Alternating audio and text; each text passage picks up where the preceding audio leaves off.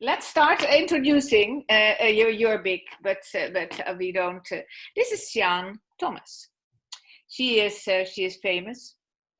She is the global design director of Triumph. I think as a brand, it must be still the biggest in the world. What do you think, Siân? Up there, very big, very big. A typical global player responsible for very various markets must be a very difficult job, because in this Corona crisis we have seen that globalization may be a trade advantage, but not all the markets are the same. What do you think about that? Christina, can I see Christina? Right here. So, Christina, here you are. Christina is the design director of Le Mystère.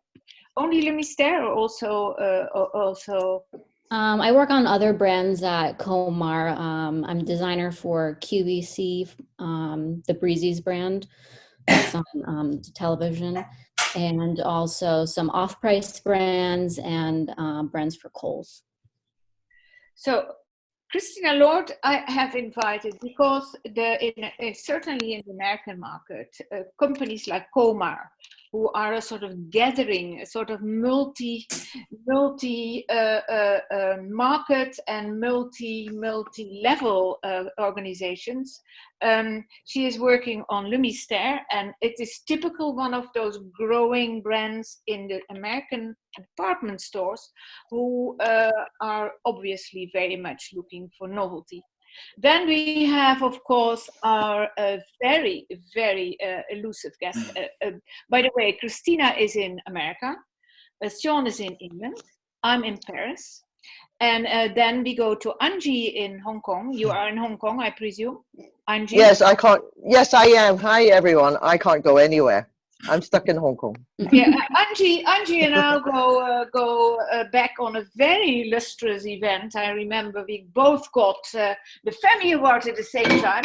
Remember that? Yeah. Yes, I do. 2011. Yes. Yes. It was in 2011. Yes, correct. That was obviously is a very important year, because that was more or less when the lingerie market started to fall apart. That sounds because I want to introduce, because this webinar is about change. We are trying to talk about to pick up the element what we all discussed, and in 2011 we were on the peak of a fantastic, successful, very, very profitable market, enormously profitable. Victoria's Secret was ruling the game. We were both crowned by the under fashion club of New York and especially I was very impressed by Angie, who more or less single-handedly, of course with a lot of other women, and I was very impressed by the fact that she took it from a very female perspective, turned her family company Clover around. No? I try. Yes. It's still a struggle right now. Yeah, I can imagine. So in 2011, I remember, or it was 2012, more or less like that, when the first signals arrived in the market that things were not going to stay the same. That was then we were at the middle of the market, completely focused on t-shirt bras and pusher bras.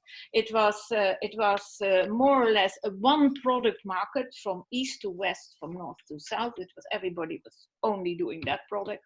And there suddenly on the Salon de la Lingerie, and you see how important fairs are, on the Salon de la Lingerie arrived love stories. I don't know whether you remember that. And then I remember rushing to a client, a very big brand, and I said, "Ooh la la, something," and all the department stores were jumping on it. And I remember the brand director said, "You are completely crazy," and all those trend people always completely exaggerate, because who is buying bralettes? That was the first bralette. That whole brand was based on a story about women. It was about women. And since then, the whole thing went highway. Everybody who was young started with a bralette. Victoria's Secret was even in the Financial Times. There was a whole article that Victoria's Secret had missed the bralette. Then at the same time, there were the sport brands coming in. And without you knowing it, it was a market which was in uproar. And when at a certain moment Victoria's Secret started to show problems and of decline, it was immediately taken. First it was the bralette, and then came the whole discussion about Third Love. Third Love, who understood women, and Victoria's Secret had no idea about it. Now, whether it's all that black and white, I doubt it. I think for sure that if you have such a big market, because do not forget, the lingerie market in 2024 is considered as it's 59 billion, which is an enormous amount. It is still one of the most constant market. It's a market which is extraordinarily loved by women, because otherwise they wouldn't be so upset about it, because they constantly are upset, whatever people do, when you attack their breasts and their comfort, they are getting into a real tiss. And so we are now into a situation where before the crisis, we were talking about inclusivity, we were talking about the influence of sport bras, we were talking about body positive, everything was discussed, and now here we are. And we have been in confinement, and I would like to introduce my guest because I asked all of you for a quote. And Angie, your quote inspires me the most.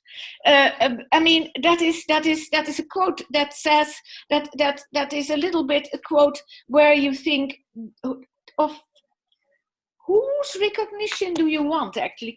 Angie says, as a quote, "Give us the recognition and respect that's long overdue." Angie, why? I dare say I might be one of the few manufacturers of intimates in the world, all right?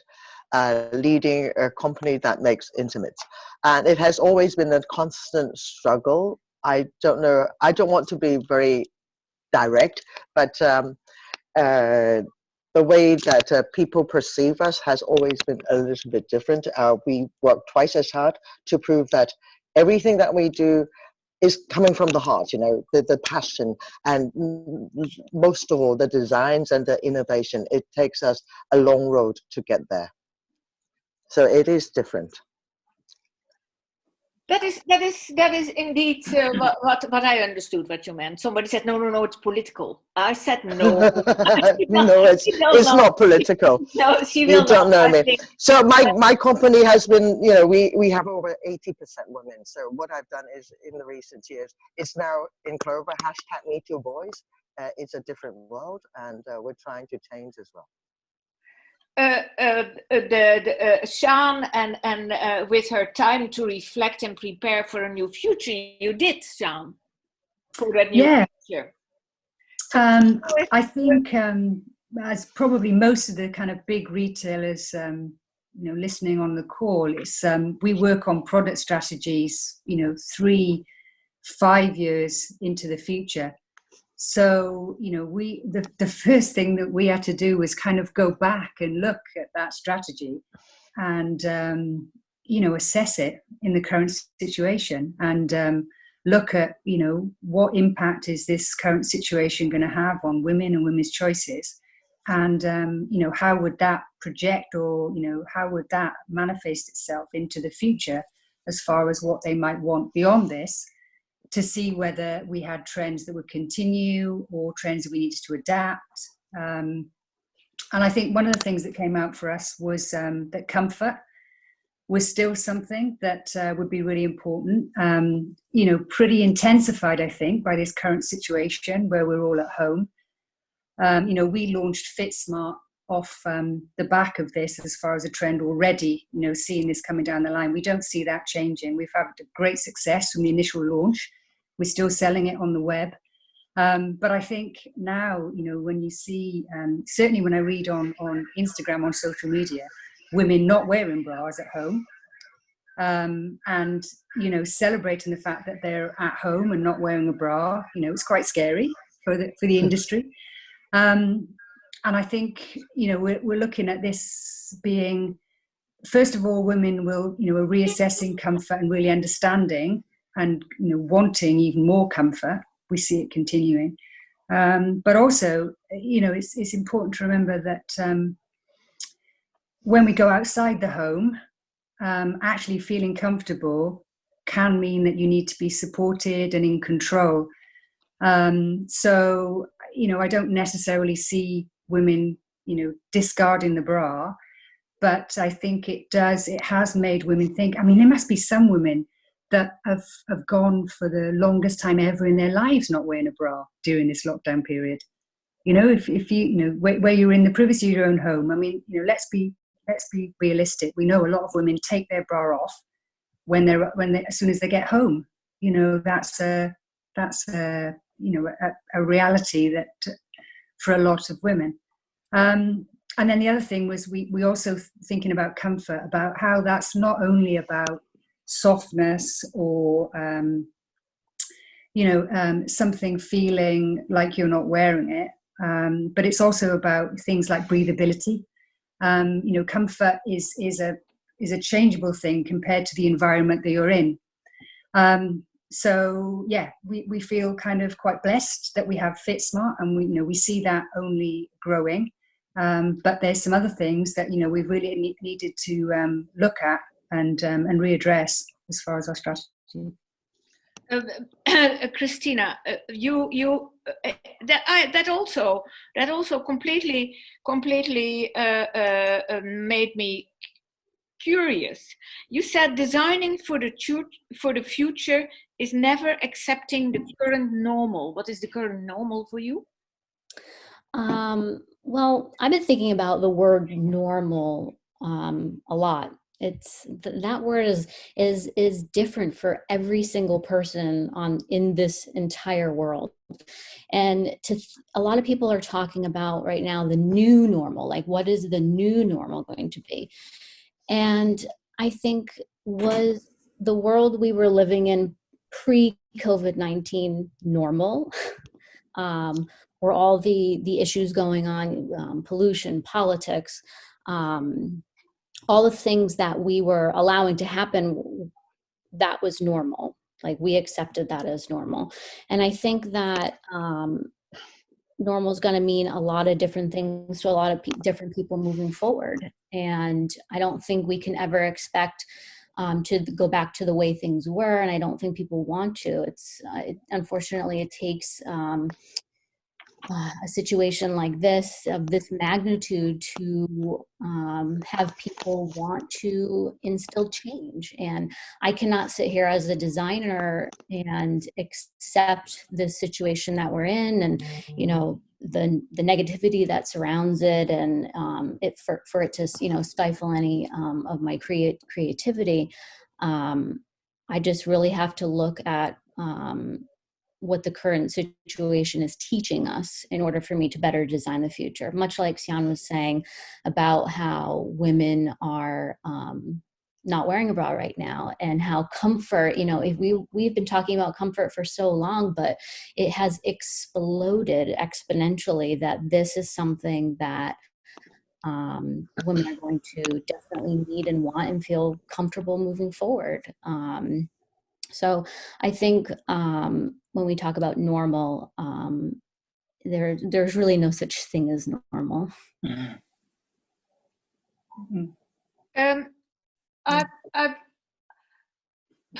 For me, the normal at the moment, and you might completely. I would, because she is very much on the receiving end, Angie. I was looking back. I was always looking back, and my quote is, I still start to figure it out. I'm still to make sense of it all, because because women are very outspoken. They really say what they want, and it's not only that they are braless. I mean, I know that they do, and braless is quite interesting, but also lot of doctors and everybody talks to me about this fantastic serious problem with bigger breast, and braless is not an advantage. So we immediately come to a changing morphology as well. But I also look at 30 years of a mono product. Basically, since the t-shirt brand, nothing much changed. And what I was so amazed about when I hear about Nike and Lululemon and the amount of time they spend with young people and with older people and with technical people and with doctors to think about the breast and what the breast is all doing. What is happening, Angie, when a really bra manufacturer comes to you and says, do me 200,000 bras? Are they talking about development? Are they talking about that woman? Is there a real product development going on? Or is it just, here is the sample, do it? There are two ways to look at it. If you talk about sports bra, I work with Lululemon, all right, for the past 2 years, and we have spent a lot of time on the technical side, and especially we have brought on Dr. Joanna Skur. She's a professor at Portsmouth University, and we talk about, you know, the movement of the breast and how important it is that they don't feel very tied up and strapped up when they do exercises, you know, and these are the things that we work on constantly to make sure that when we develop a bra together with the brands, the women feel good, you know, not just from the aesthetic outlook, but actually when they exercise and they don't feel that the breast movement is hindering them. And sorry. But so what I actually would like to know, is there a difference in the way a sport brand like Lululemon or Nike, are you working with Nike as well? No. No. But you work with different sport brands. But yes, the way they look at product development and how the lingerie industry is doing that? Not really. Very different from the intimate world. The lingerie business is, they come up with an idea like what Siân was saying, you know, they have their own pipeline, they have their own ideas, and we work with them. But also we do the R&D development. We come up with new ideas and presentations, and sustainability is a big, strong word right now that we're moving into with certain brands. And that's a very different scenario right now. Yes, I can imagine. So I look at especially at the American market, which from a product point of view, somehow, even when their taste level is different, has an enormous influence on the rest of the world when it comes to intimates. And Siân, the way you developed, tell me about how you developed Fit Smart, because that is a brand that everybody knows. Fit Smart, all the people. I hope Do you have so. it there? Do you have a Fit Smart there? Show it to us. Oh, I have. Yeah, I've got it. I have the original. You don't need to undress yourself. No, I've got the new one on anyway. You can't see this, but I've the original one that's out now is this one. So I remember that you told me that product was developed together with the fabric manufacturer.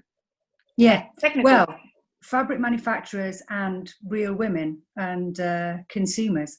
So it was, you know, it's not that we haven't listened to consumers before, but this was the consumer from the very beginning of the process. So researching what the consumer was missing, and then bringing her along in the design process as far as you know, what that means to her, you know, if she's looking for comfort, and also, you know, making sure that it was also true to our brand as Triumph, because the USP for us of Fit Smart is that it's a bra that has a more casual, more relaxed look to it, which is in line with what you've been talking about as far as this kind of sports bra look.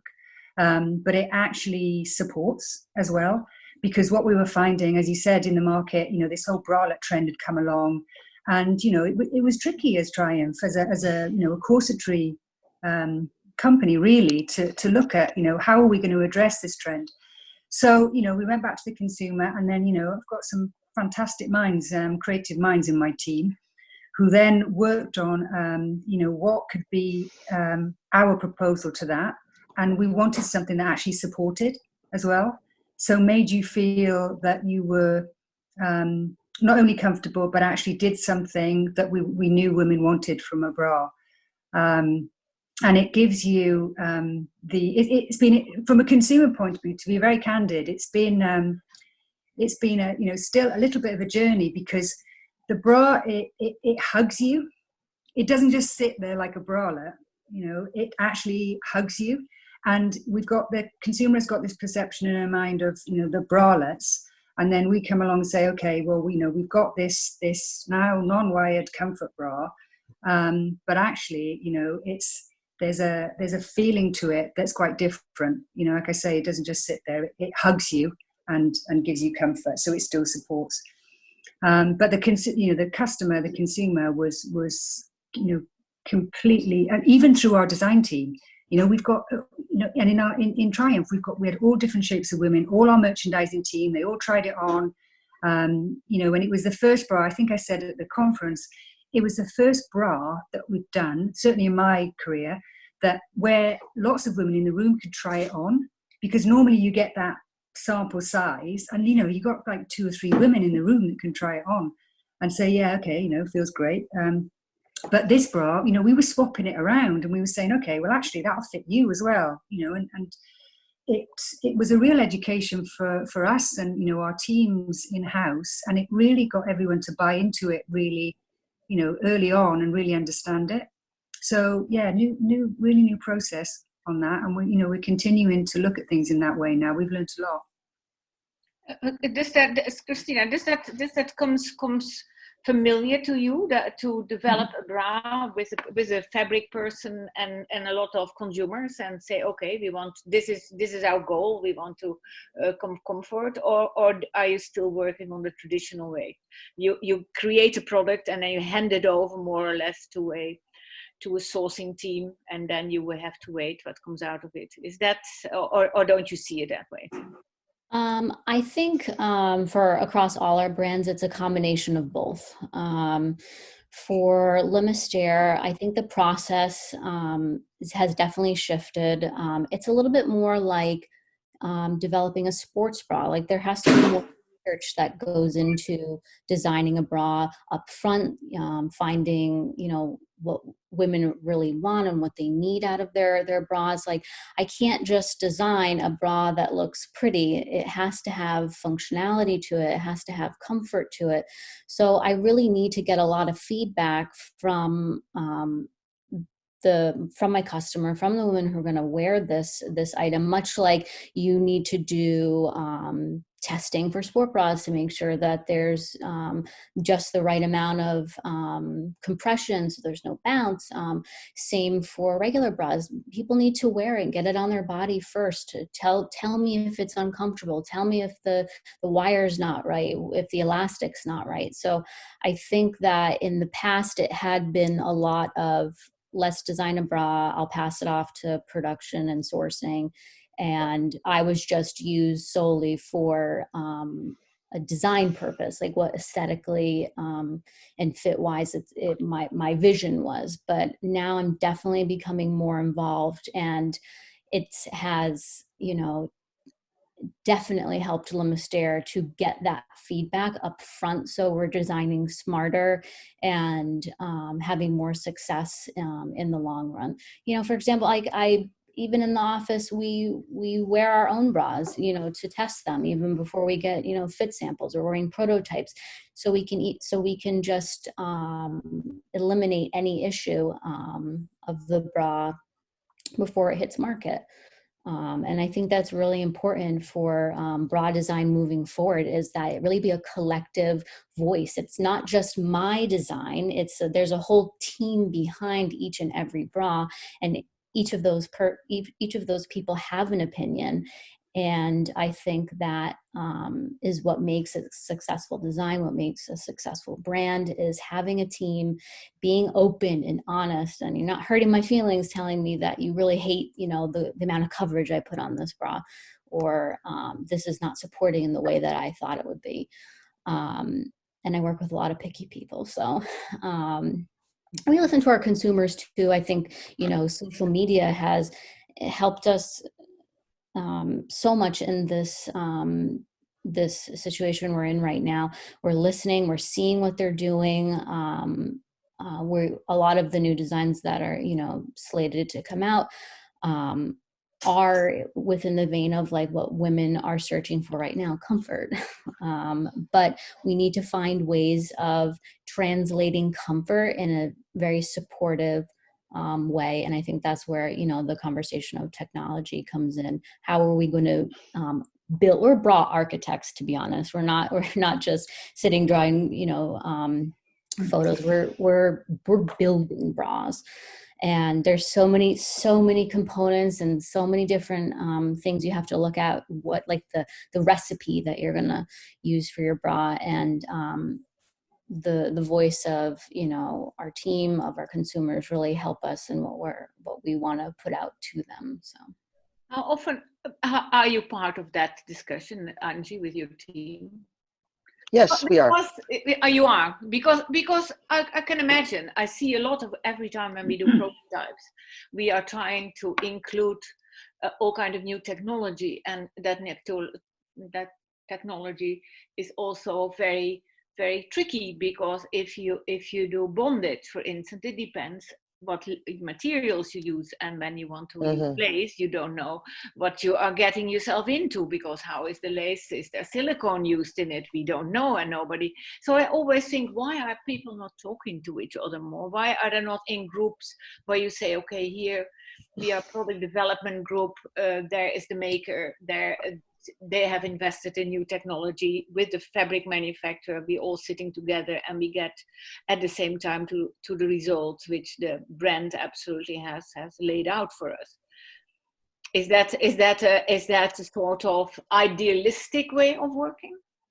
It is the real world right now. Majority of our customers actually start working with us from the very beginning, ranging from the concept to actually putting it into a prototype, but also my whole team, from quality management to QA to R&D, fabrications and raw materials, we all sit together and talk about, what's this unique selling point of this bra, the concept, and then how do we make it work? How do we build it? Like Christina was saying, we are architects, and we are the back end to help construct the bra.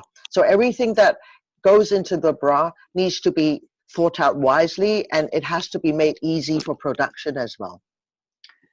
You now talk about production, and I come to something quite amazing, because when I take back up the whole discussion of women and their need to be inclusive, there are brands who say that they now have 45 sizes.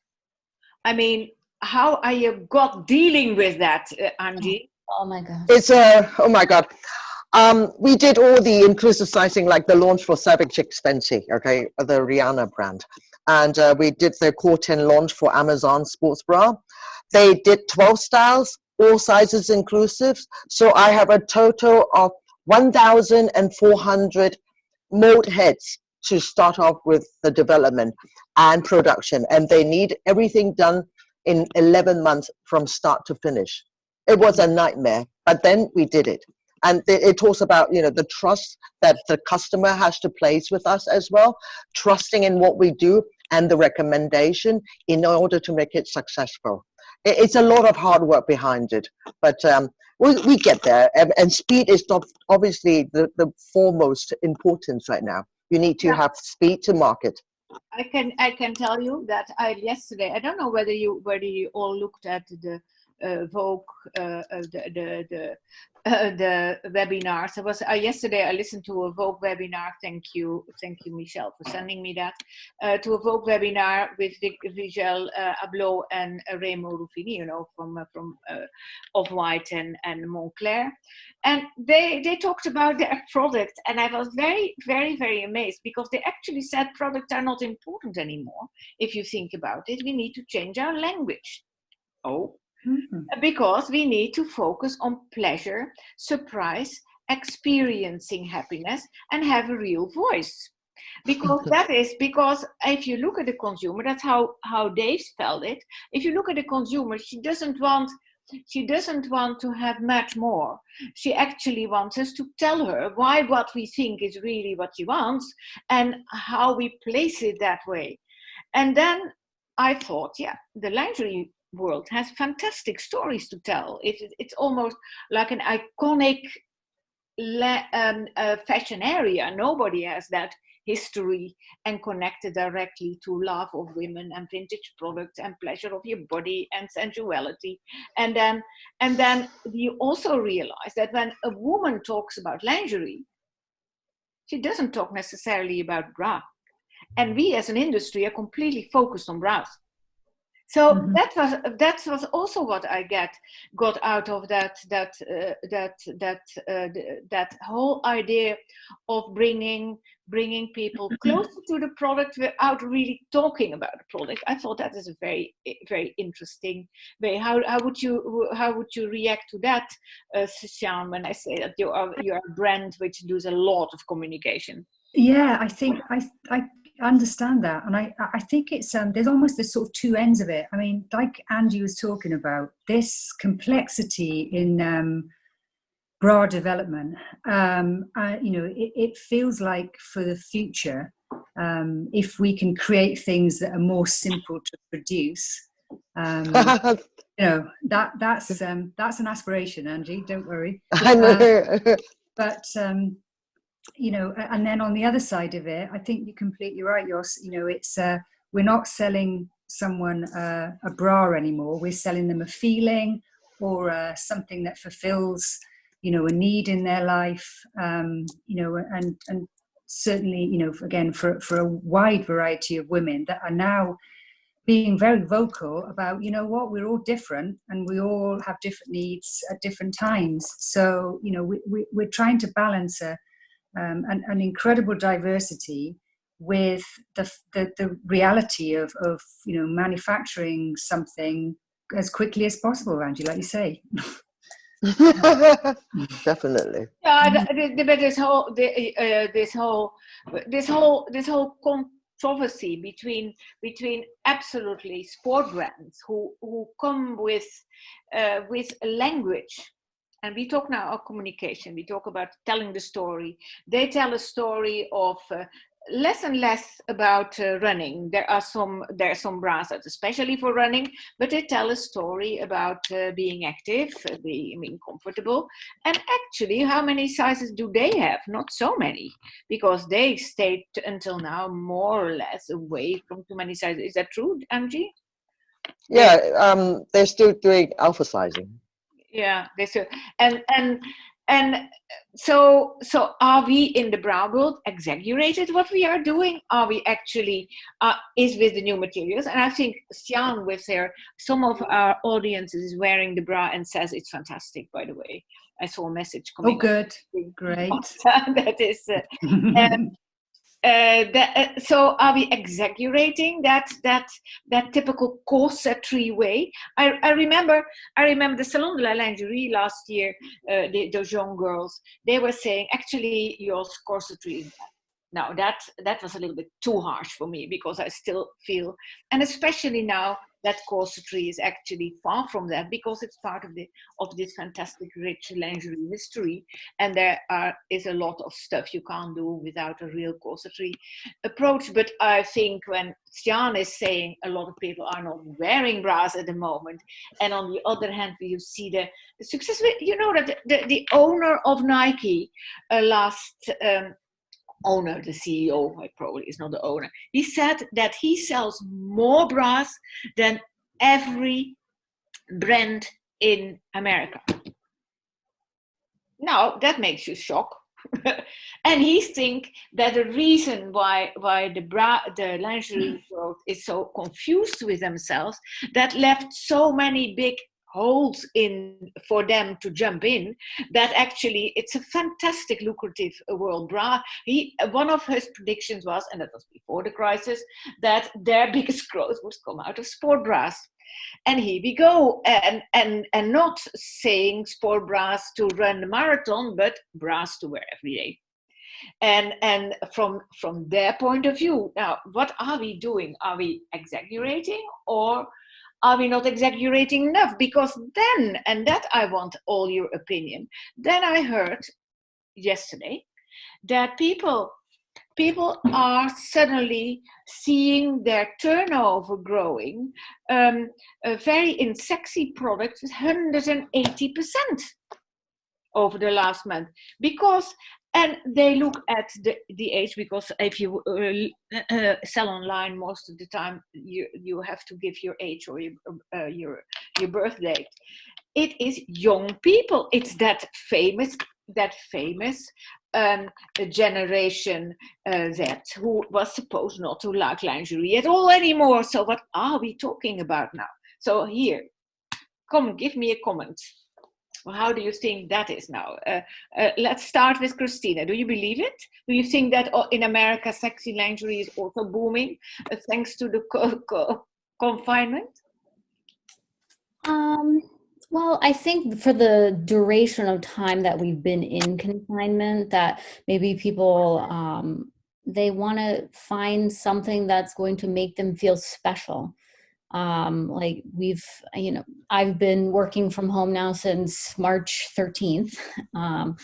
And, it's the monotony I find working from home really difficult. Like it's the same day after day after day. So I think that in any small way that we can make ourselves feel good. And I think lingerie is something, that has always made a woman feel good. It's about emotion and how it makes you feel. So I think, I guess I'm not surprised to hear that, sexy lingerie is having its moment right now, because we want to feel special. We want to have something that, that makes us feel good.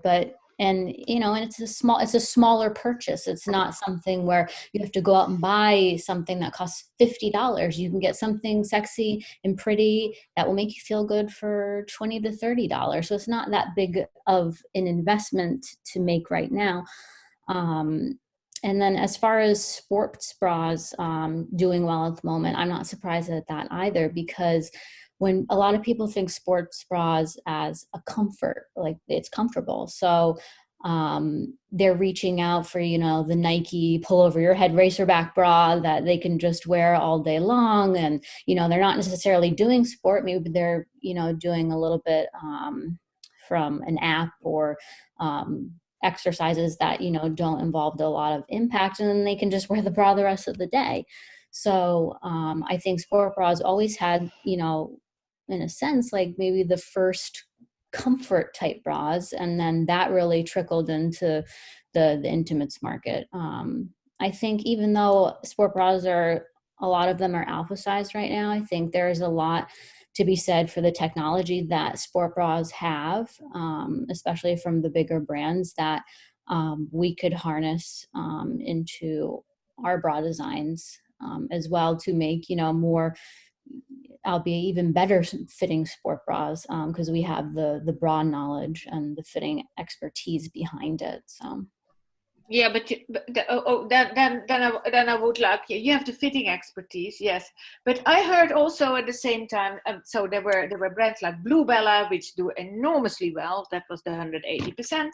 And then you have a Chinese website, which is called Shein, which is very sexy and sells their bloody hearts out. And it takes you a month before you are delivered, but it comes and it's very cheap, and young people love it now. So that's what I would like to know from. Could you make a very sexy light bra with and mixing it with all the comfort elements of sport. Siân, could you do that?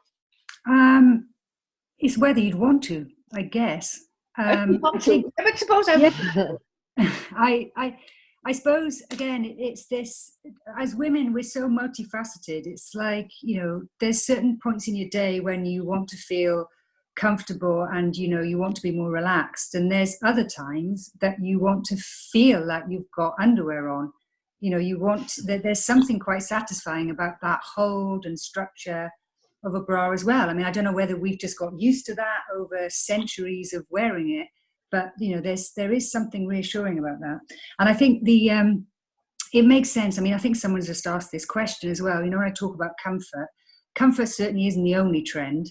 And, there's going to be an element of release probably when we get out of our houses and, or maybe there is now for people, having web chats. But, where you want to treat yourself, and lingerie is a great treat purchase, and, you want to feel, special, and you want to, sort of experience lingerie in a different way, in a different scenario. So there's definitely the two sides of it. I think for me, it's still, there's definitely, again, we see this resurgence. We read the figures, about people buying more sexy lingerie. But, are you going to buy more sexy lingerie than you're going to buy comfort lingerie? I mean, that's the kind of conversation that we have as far as strategically in our brand, what would be most right for our customer, really. We talk, you more or less, without me even asking you, but you started to talk about the fact and the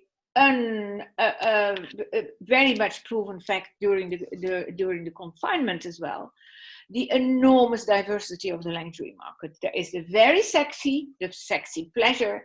There is also the seduction. There's the seductive, very comfort.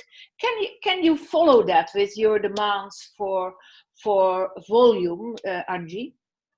This diversity, or is the fact that we're saying now we move away from that everybody and their padded t-shirt bras, and now the market is very diverse, and we are having so many sizes, and we will make it all very specific, very diverse, and very small series. If you look at the brands right now, I'll take Savage X Fancy, for example. They did a fantastic launch, all right? And that's where the inclusiveness awareness started to change everybody's thinking in certain ways. Okay. And yes, and they have been true to their belief, and they've been leading, and they don't really care what other people are doing. And to be a brand leader like that is something very different. We've worked with many different brands, the positioning in the market.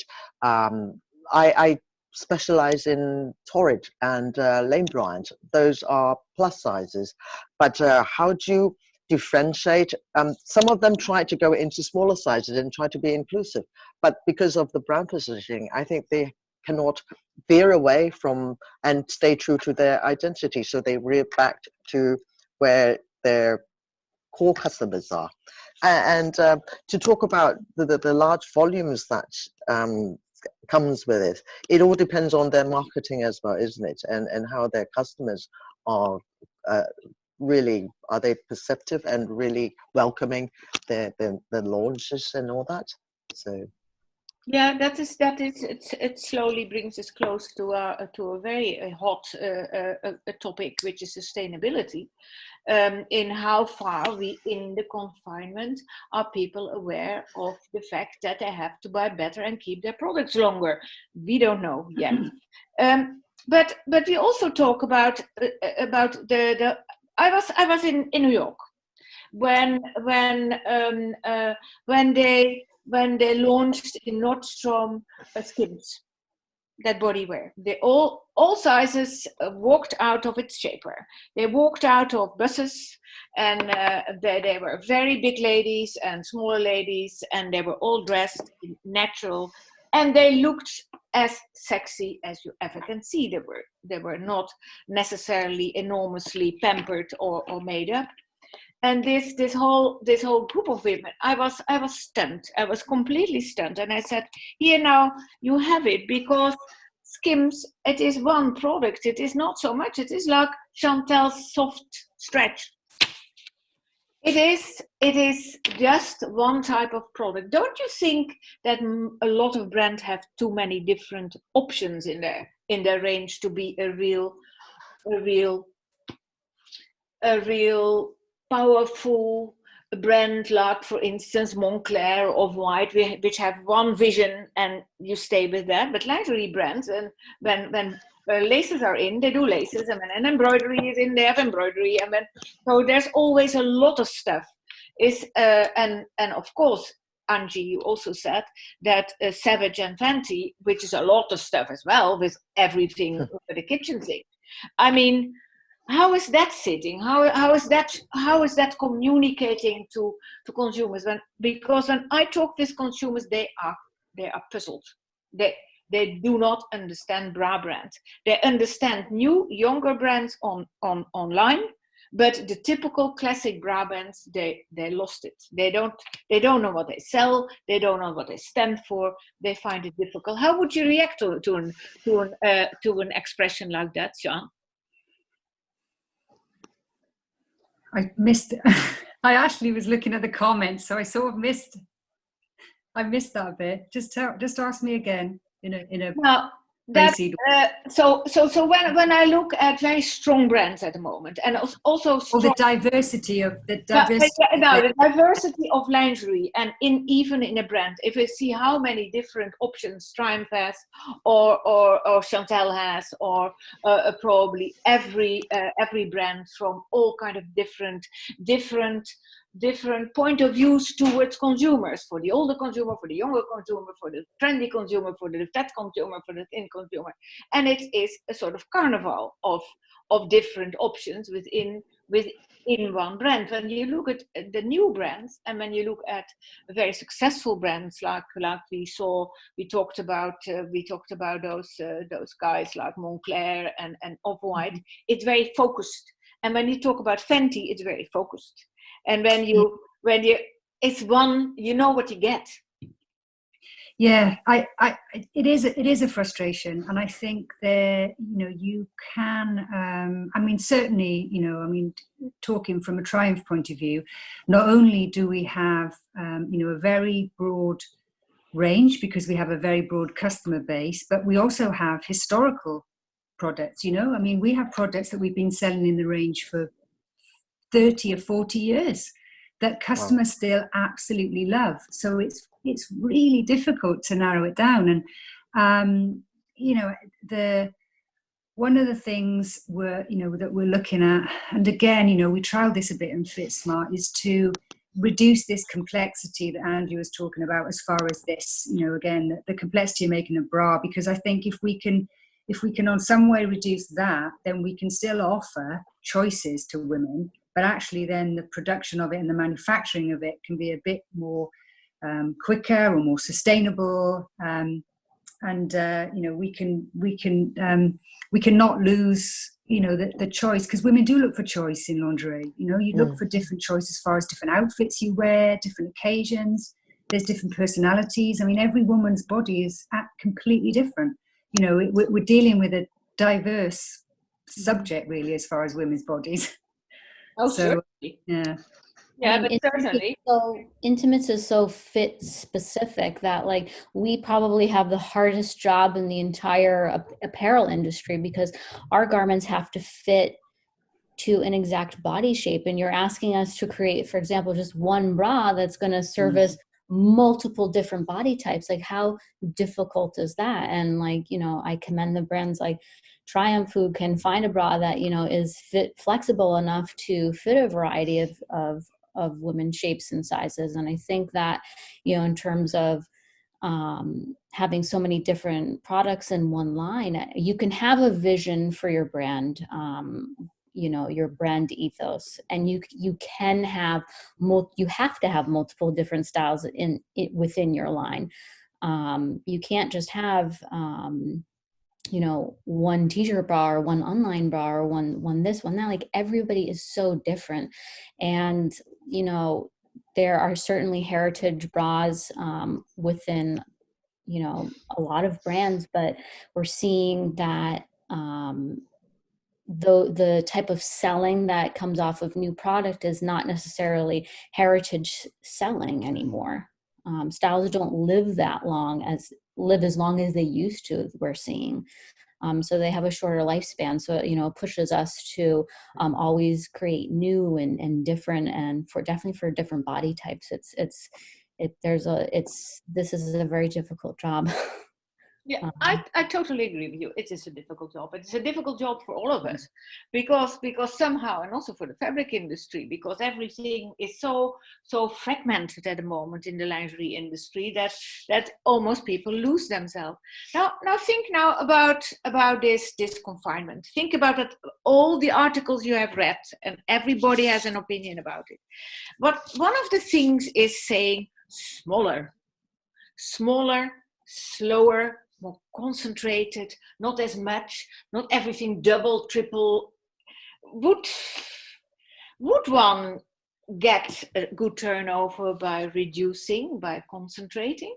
Do you think that, Angie, is possible? Do you think that people try too much in a sort of hit or miss situation? Do you have to make small productions and have massive turnover?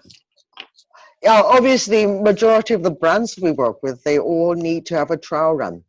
And with the small trial run, that means your workload tripled, all right? In a short time span, by the time they read the market, you have to, I would say, ride on a rocket or speed to market to make sure that the right product is out there, hopefully in 2 weeks, which is impossible. But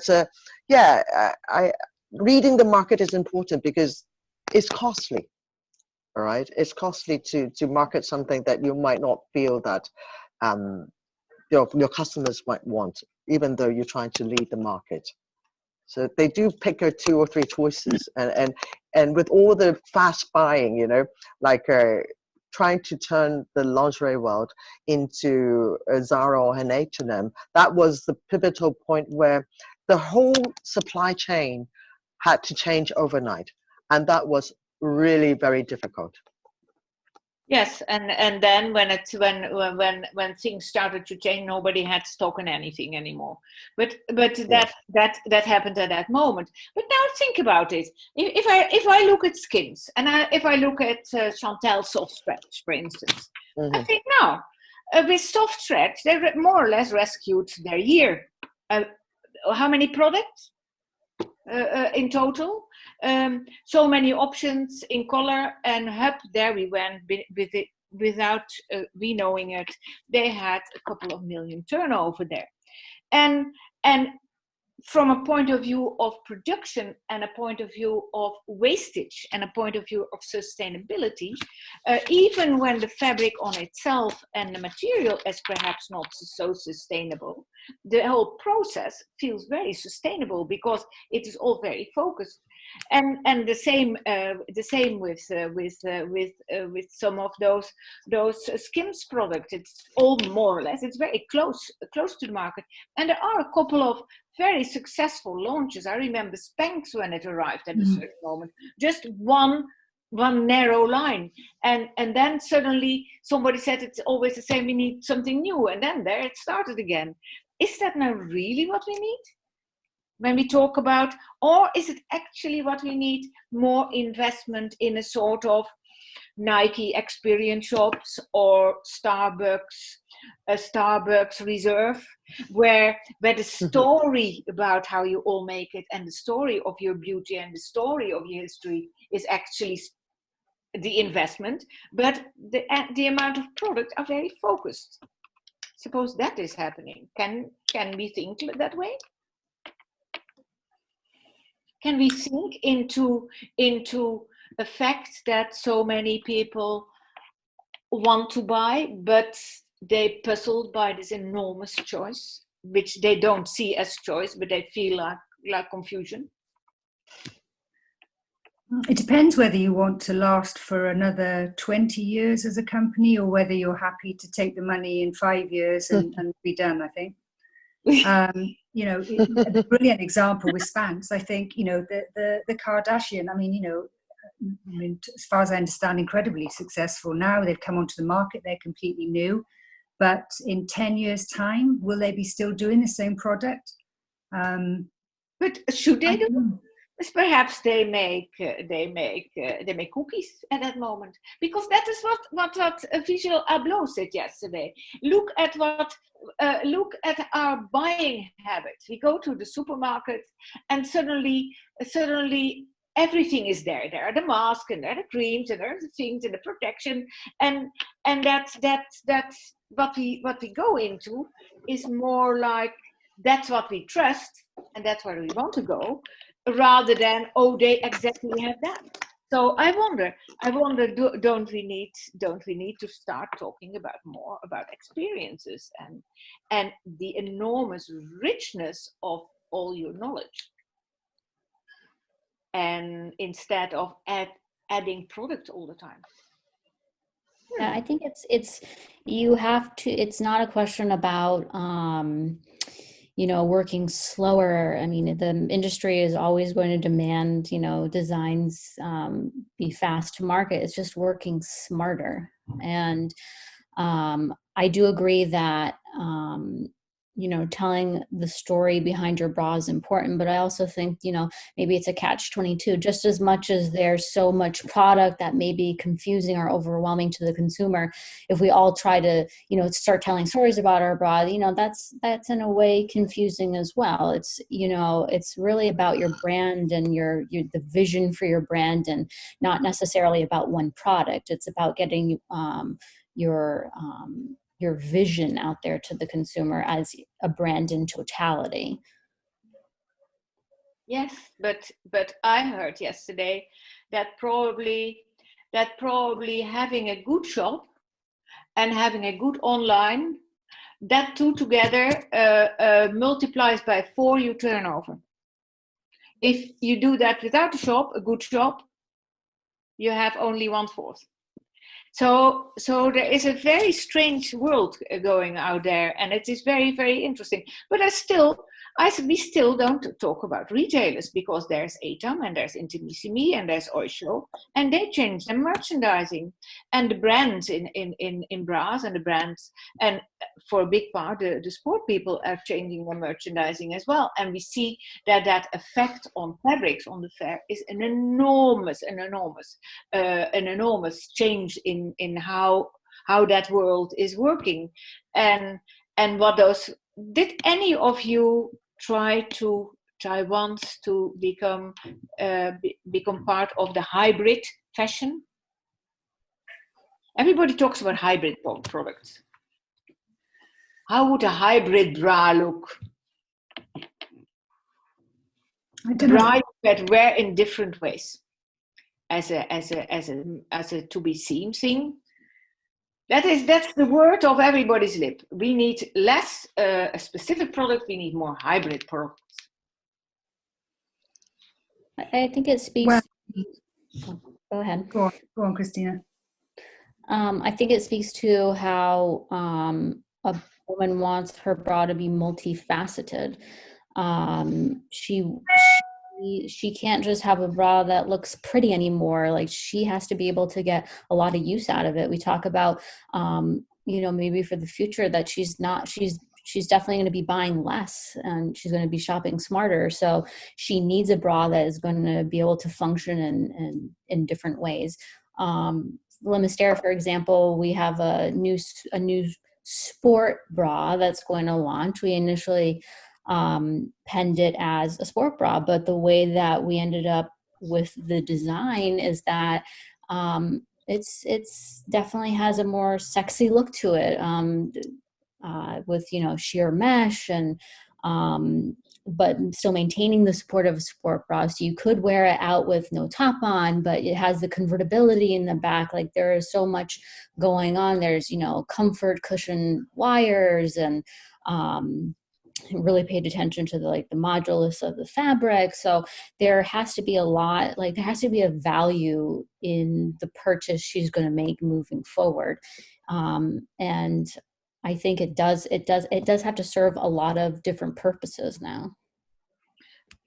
So now what I want to know, let's come to some questions, which I got this morning already from my own team. All of you, what is in the market your shining example? What if you tomorrow I had to choose? What wakes you up in the morning and you say, now that's what I want to make? Sean, is that something where you say, wow, I would love to do that tomorrow? This is my deepest wish. What do you mean? Something in the Triumph collection, or a You're a bra designer, so whatever you do, it doesn't matter. It might be in the bra. If you're very true to your brand, it is in the. But then you have to immediately think, would they like me to do it? No, think you have chance. I think that it's kind of from really. I'd love a sustainable bra. I'd love a bra that could be whether it's something that you can throw away but can be recycled, or that you can actually adapt into becoming something else, or the components actually can be used for other things other than bras after its use. I think there's the idea of designing in a 360 way, as far as in a completely different way. Even the production side of it, there's quicker ways of producing things that we could look at that are not even within our industry. That to me is really important. Is a completely new way of designing that I think could revolutionize all of the industry and actually could free us up into a completely new area of thinking differently.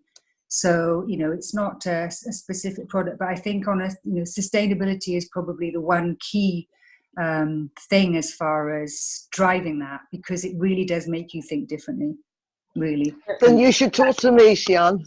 All right. Angie, is that what your dream is as well? Yes, I've been an active player on the sustainability board in Hong Kong, with the Fashion Summit in Hong Kong, and also on the Sustainable Business Consortium panel. So everything that we do, the difficulty is reaching out to customers from a manufacturer's side, is that everything evolves around the cost that needs to be invested when you want to have your products made with sustainable, fabrics or raw materials. And sometimes it is costly because it's not widely used. But then that's an area where brands would have to invest as well. It's not just up to the manufacturing side to provide these at the same price as you're buying a normal elastics, which is not biodegradable. So I look at it differently because I am coming from the back end, and we still struggle. We try to market a lot of things that's sustainable, but ultimately the price beats me. So there you go. How is your coloring going? Because you were the one who came with this with the idea that you make one bra in a grège, and then yes, then you can have every color you want. Small. Yes, but then people can't pay for it, so it's not easy. We tried it for so long. It's very difficult. It's very sad. Yeah, because it is costly. It is costly. Okay. Yeah. It's a problem. It's got to be a collaborative way of working, because again, Jos, you were talking about working with fabric suppliers. It's not just one part of the process that can create something. It's not like us creating something and then you deliver it, or you figuring out a way to deliver it and then we've got to design it. It's got to be so integral, every single bit. And sustainability is such a massive subject, from how where it's produced, how it travels to the place where it's manufactured. What kind of sustainable? Is it biodegradable? Is it recycled? Is it, again, easily produced? Or is there less components in a bra? I mean, it's a massive it's massive. It's, you know, it's exciting and it's really challenging, and I think it, you know, it does make us think differently. But you know, it's hugely complex, like everything it seems in the bra industry. But you know, it is certainly a challenge we need to take on, I think. I'll share something with you. I'm sorry. Go ahead, Christina. I was going to say that I think it needs to be a collaboration, not only between like design and manufacturing and sourcing, but it needs to be a collaboration between everybody in this entire industry. I think the reason why materials are so much more expensive, you know, not only the way that they're produced, but because not everybody's using them yet. It's like we're waiting for when sustainability is right. Like, we've been talking about this for a few years now, like, and if anything, if this situation is teaching us anything, is that, you know, sustainability is now. It's really disheartening to see when I walk outside my house, like all the discarded gloves and masks, like just out on the street. I think we just need to be more conscious as an industry to start integrating, even if it's not like a direct message to the consumer. Maybe it's not even a call out tag. Maybe it's not a big splash when you first launch something that's sustainable. It's just something that we need to do, like, as humans, and as responsible, that we have a responsibility to our planet to start using these components more and more, so it doesn't become like a cost hindrance that, you know, the manufacturers feel like they need to absorb, or it's not a cost that we have to pass on to the consumer. It's just normal. It just becomes, this is the right thing to do. And, you know, why are we waiting for the right time to really jump in on this? Yes. I'm leading a little bit also the remarks of our listeners.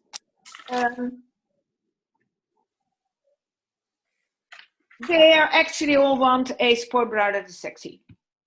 Well, that is possible. I'm not saying that's not possible. It's just hybrids can mean different things, but no, they want a sport bra that is sexy. So they think that is absolutely missing in the market. Something from a sport bra point of view that has all the, what a sport bra is doing actually is being easy. You put it on and you put it in. It depends what size you have, to be honest. But and there I am having a remark which I don't completely know whether it's true or not. I feel when I'm busy to source material and I have that idea in my head, I want something that's sporty and easy and casual. Let's forget that the idea is sport. Let's talk about casual, but it's still very sexy. Like you make a t-shirt out of lace, for instance. That's casual. You can wear it on a jeans. Now, if you take that concept into lingerie, I feel that more and more the fabric industry is somehow pushed, I don't know by whom, but I presume by demand, into the same type of price points, performance. There are exceptions, of course, but it becomes very difficult. Do you agree with that?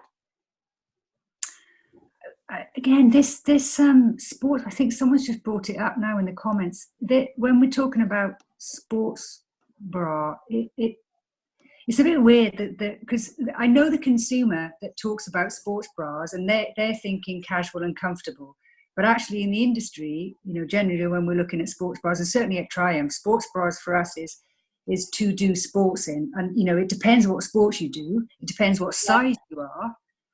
Doing that sport, you know, again, it's you know, it's a challenging thing. But when Triumph started, that started doing their Tri-Action collection, it was in the 1970s, and the first bra they did, I think it was called something like Trophy. I mean, you'd never do any kind of you know, really active sports in it now. You'd never jump up and down, certainly if you were bigger than a C or D cup. But we've still got that in the collection. We still have that in the collection, but it's at the softer end of our sports bra collection. So, again, I think if we're talking about casual, I think, more relaxed bra design, I think, is almost better as far as in the industry context. But, for sure, the customer, when they say sports bras, some women think of it as being a comfortable, non-wired, pull-on bra, like we talked about, the kind of Nike thing, really. I see something on the fabric point that is from I saw that is from Gabrielle Schellner, who works at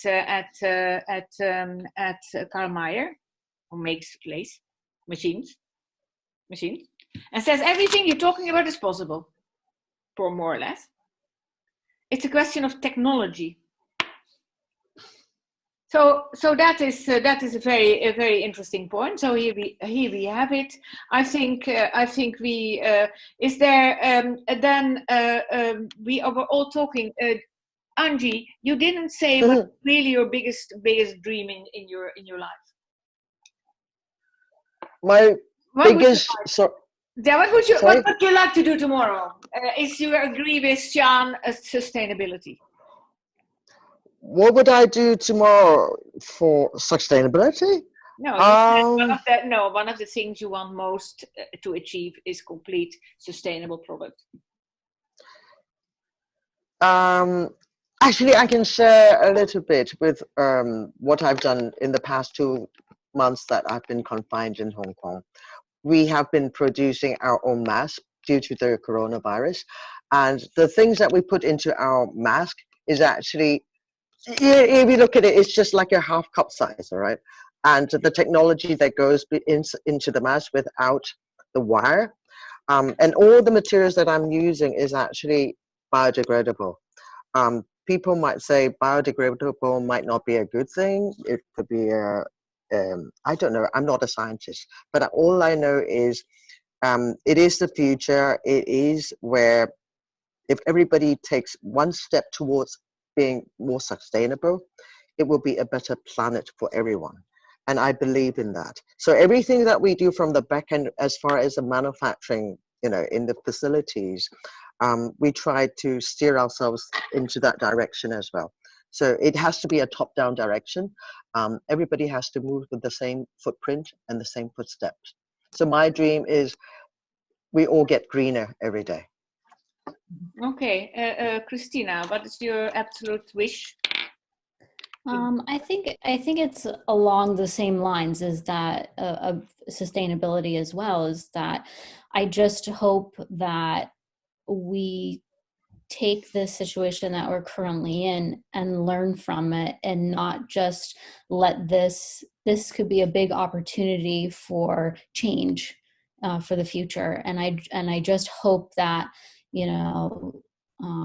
we capitalize on that, like we feel inspired by that, even during a time that's so difficult for everybody, that we can find inspiration and make change from it.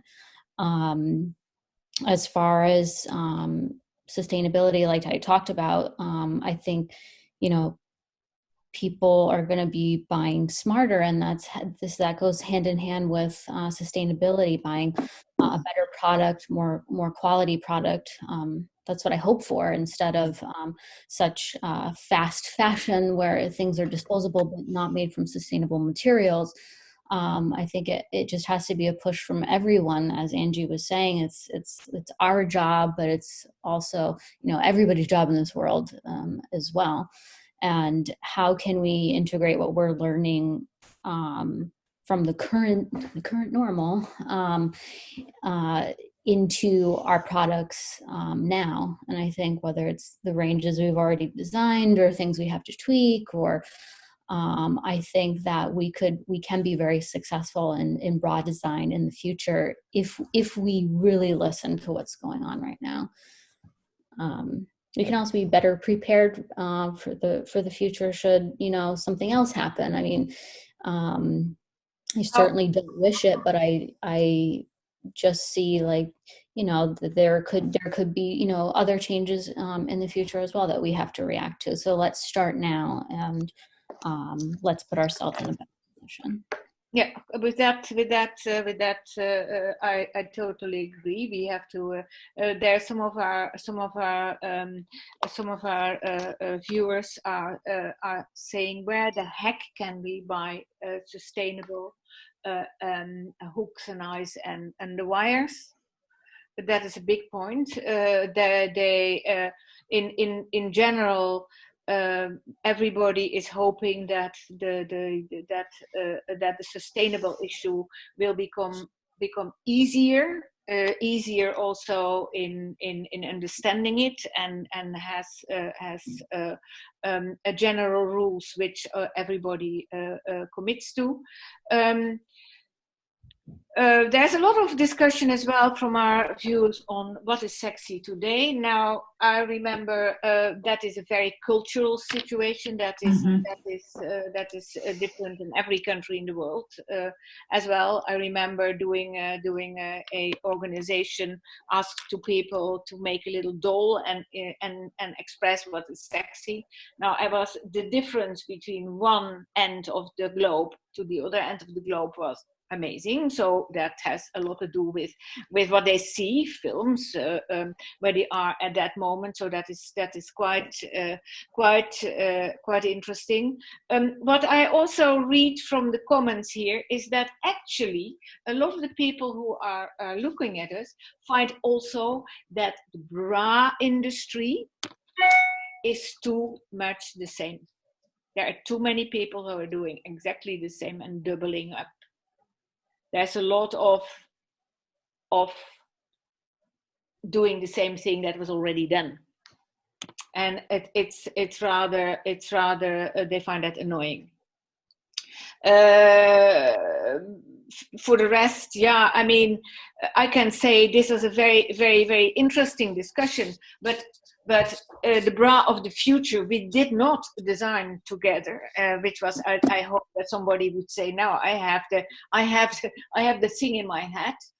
From a personal point of view, I think we made with Fit Smart from Triumph, we made a very good start. I think that was done with together. Also, I'm very interested in that with a new lace technology. I'm still believing strongly in lace. I have one last question for you. And that is very close to my heart. You know that I work a lot with fairs, which has become a real pleasure, because then I see you all in the flesh. I'm glad that you are all there, and I'm very very happy to somehow be connected. But would you miss fairs? Probably this year there will be less. But what does a fair to you? Let's start. You are there, Siân. What is it? What would you improve, and what would you miss? What do you miss? So 2 questions. I think I'll take it in the broader sense, because I think we're talking about, working virtually, versus actually touching and feeling fabrics and being in a room with people. I've worked remotely for quite a long time now, and I've managed a global team remotely for 4 years, and it's not easy. It was really difficult at first, really difficult, and we didn't have anyone to look at of who was doing with it. As far as I know, there's no other global teams that were working like that on a creative level, and we've found our way, and we've got to a reasonable level of getting things done and ways of working virtually. But what we can't do without is a time each season where we get together, we touch fabrics, we try bras on, we're making product for real women. We can do a certain amount virtually, and I think now that everyone's got to understand this way of working virtually as a kind of baptism of fire, let's say, over the last kind of couple of months. I think it will make it even easier for teams like us to work, but certainly we can't go without having that moment in time of actually feeling what the customer feels. So no, I couldn't do without a trade show, but what form it's in is another question. But people, right people. Christina? Yeah, I totally agree. There are things that, I've never worked remotely. It has always been in an office. It has always been touching fabrics, and, the past 4 years that I've been to the Interfilier in Paris, there's something to be said for like immersing yourself in a space with like so many other creative people with so many ideas floating around and being able to see and to touch. Like, I think I do miss that right now, like the access to fabrics. Like, as you can see here, I'm kind of in my dining room with my Pantone books behind me, trying to find a new way of working, but I do miss, that type of interaction. But I think a lot of what we were doing, like the nitty gritty of what we were doing at the show, can be done virtually or in a different manner. But just like the whole idea of being there and, even seeing your trend presentations, like it's so much different when you're surrounded by the people that are passionate as you are. So I do miss that's a nice word. Yes. Another thing that we are working on right now that we're having some success with at the moment, it's only been a couple months, is virtual fittings. So we've had, as a bra designer, we're constantly seeing models on a daily basis, when we're at our office and spending over an hour with them and seeing how fabric reacts on body. And, I will see something that the model can't necessarily call out to me. So we have launched, e-fittings where she's on Zoom and I'm sitting here much like I am right now, and I have to adapt the way that I'm thinking. I now have to be able to ask the right questions to the model to get the answers that I need, because I may not be able to tell. It may be grainy, so it's definitely hand in hand. Like, I would love to be in person with my model right now, but I can't. So it's finding a new way to work. Like, I would love to be able to have gone to the show in July and, reinvigorate myself. That's always like, I come back so inspired always. And we have to find a new way of doing that. So I think, webinars like these, or, however the format of shows moving forward, this is just inevitable, and we're going to have to adapt. That's what this situation is teaching us, that, and we are adaptable people. It's just we have to be open to it. So, okay, Angie, you are a very communicative person. You love a lot of people together. Yes, I think it's invigorating. The fairs and getting to see people all in the same place at the right moment is energizing. And it's the connection that one misses, especially for me. Being confined here in the past 2, 4, 3 months has changed my life completely. I've turned into a mask producer. I've turned into looking at things very differently in terms of, like, say, imagine you throw away your disposable mask every day. How many people do you have living in Paris? How many people do you have living in America? Imagine how many masks you have to dispose on a daily basis. And that makes, it's horrific. Yeah. It's horrific. Can you imagine what the landfill will be like in a month? We only have 7 million people in Hong Kong. And that's the reason why I came up with a washable and reusable mask. It's very scary to look. I don't even dare to look what the landfill will look like in 2 months, because the pandemic is not over yet. Certainly, it will continue for a while until we have the right cure. And people are social distancing. So the next time we see each other in a fair, we'll be knocking elbows. We can't give each other a hug. I think that's very cold. But I would still love to see you in person, Jos. I miss seeing you, right? Yes. And yes, I miss you as well, but it was a pleasure to have you here. Yeah, so this is the kind of feeling that I look forward to. They reconnect. I mean, Zoom is much better than Microsoft Teams. All these digital technology is helping us to connect, but it's still very distant. Yes. So. Yes. Okay. I think we all agree with you. Cécile, where are you? Cécile is not Eurovet. Yes, hello, Cécile. Hello. So I think what we all know, you are the fair person. Cécile is the director of communication of Eurovet. So Cécile, you know what we need? We need a fair where that is invigorating, energizing, where we have connections and passion. Can you please work on that with your team? The next fair we want all that to back in. We can't kiss each other, but we want all that passion around. Thank you, everyone. Thank you for having me, Jos. Thank you very, very much. It was a real pleasure. I hope our attendees will love it all. I see big hugs. Now, big hugs to all the attendees because we love you all. This is a pleasure in the lingerie industry. It's such a community spirit. I really enjoyed that. Thank you very much. Yeah.